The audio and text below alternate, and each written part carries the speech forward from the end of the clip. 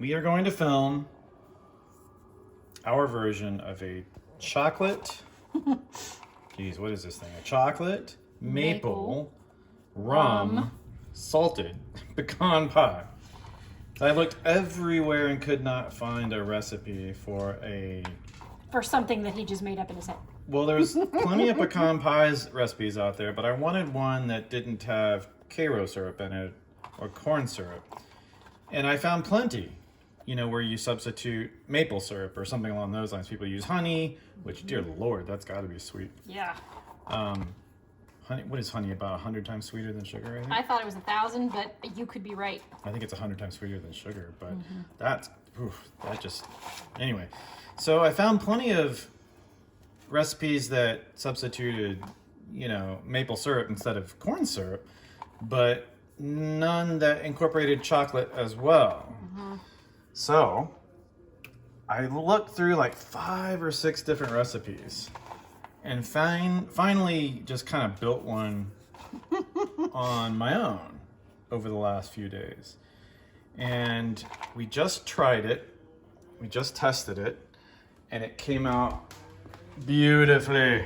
It's amazing. I was worried that it wasn't gonna set because maple syrup isn't as thick as corn syrup, and I was afraid it might just be too liquidy, too runny.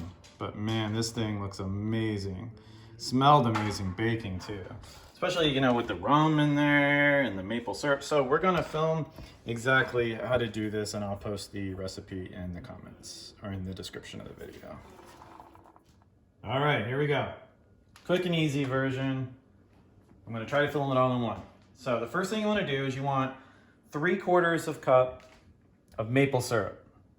Now, because most pecan pies call for Karo syrup, it's a much thicker syrup. You need to thicken up your maple syrup with a little bit of flour. Use 1 tablespoon of flour, grab a small little whisk, and just get that incorporated into your maple syrup. Now, the maple syrup that you're gonna be using, I think the darker the better on any maple syrup, okay? Get this mixed in however you wanna do it, it really doesn't matter. If you have a little immersion blender, use that. I just have this little tiny whisk and a measuring cup, and that's gonna be very, very simple to do. So that's gonna ensure that the pie isn't running.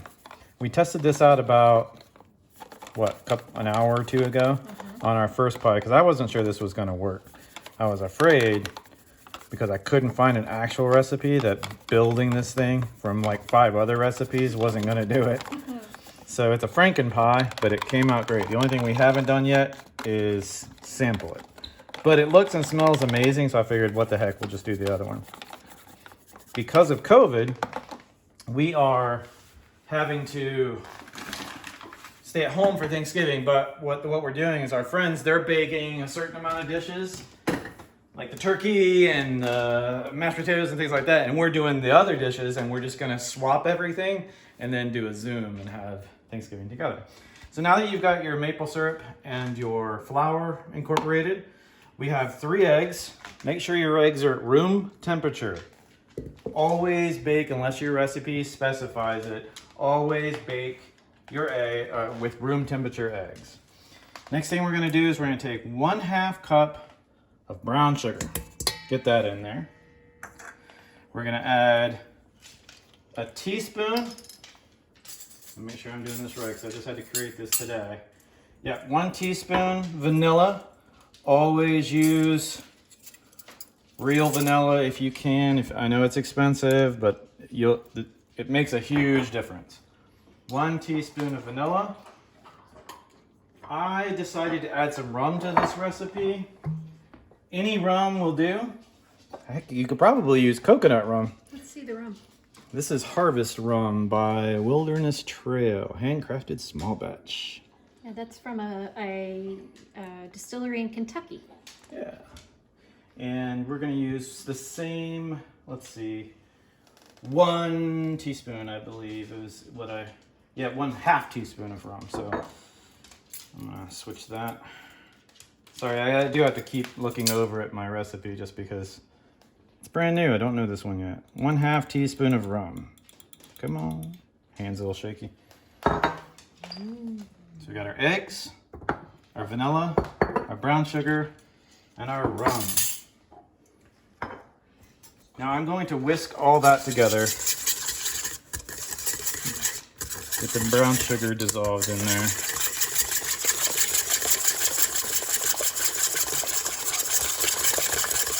I find that the larger whisk you have, the better. After owning a couple different bakeries and working in family bakeries, I've learned that I can whisk things together a lot faster than I can pull out the KitchenAid for certain things. All right, now that we have our maple syrup, brown sugar, vanilla, and rum, we're gonna melt some butter. It takes about 15 seconds. While that's going, I'm gonna dump in 3/4 cup chopped pecans. Get those in there.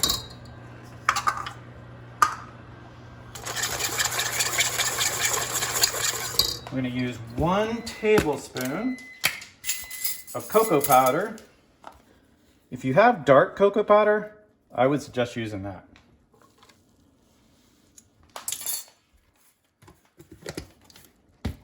Get that incorporated. It'll take a second to get the cocoa powder in there.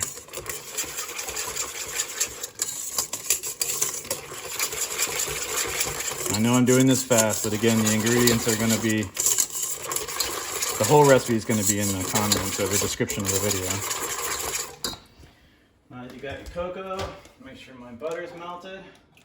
We are using 4 tablespoons of butter. Melted. Salted butter, right? This is salted butter. You can use unsalted. It really doesn't, for this particular recipe, it's not going to matter. But generally speaking, I use salted if I can in just about everything. All right. We're going to make sure we get everything incorporated well. Now we're going to add our maple syrup.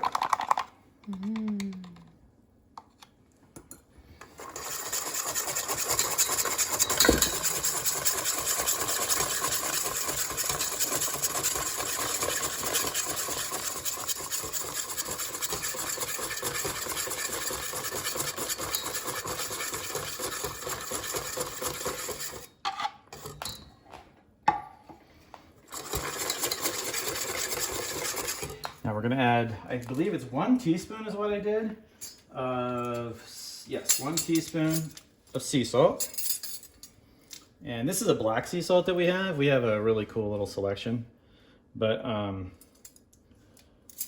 any sea salt will do.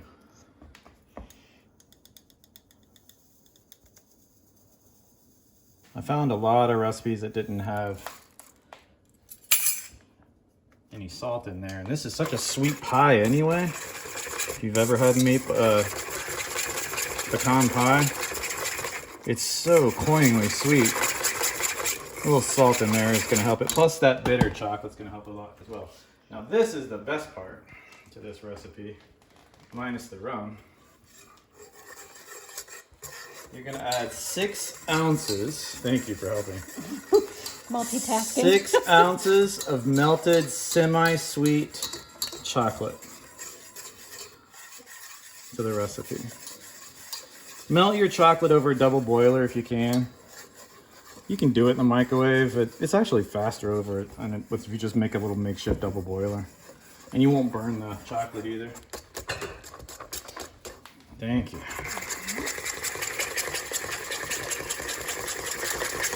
And make sure that's stirred well. You'll see it's going to start turning glossy. That's when the butter and the sugar and everything, that's when the sugar starts to melt too. Look at that glossy sheen on it. And at this point, you are good to go. We have a pie shell already baked. It's a 9-inch deep dish. And I learned through the last pie that this, let me reach over here, grab another spatula. I'm gonna have a little left over, unfortunately. I should have cut back on some of the ingredients, but you're just gonna pour that over your pre-baked pie shell. And I line the bottom of the pie shell with pecan halves. But they're gonna float up to the top anyway as you bake. I'm pretty close to getting all of that in there. I could probably go a little more, but I'm scared, to be honest with you. The last one did poof. Yep, and we're gonna bake it on a cookie sheet in the middle of the oven. Watch out, Puddin'. On the middle rack at 375 degrees for 50 minutes. 5-0.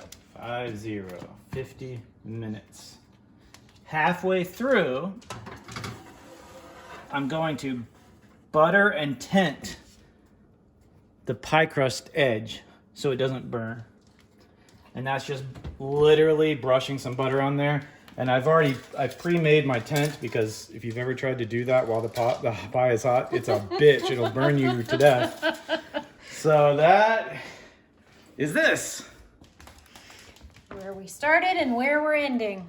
I cannot wait to try it. You want to let it cool for about 4 hours. More is better, but let it cool about 4 hours before you try to cut into it.